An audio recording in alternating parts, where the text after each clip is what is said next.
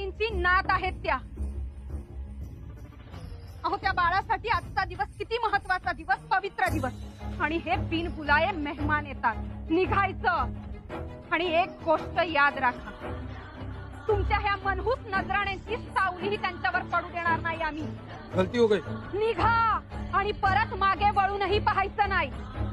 त्या दिलेर खानाच्या छावणीत जाल तेव्हा सांगा त्या खानाला, यापुढे नजराणाच काय. साधं चिटोर जरी इथपर्यंत पोहोचलं तर होणाऱ्या परिणामात सामोरं जायला तयार राहा. आमच्या घरची माणसं अजून आली नाही, पै पाहुणे येत आहेत.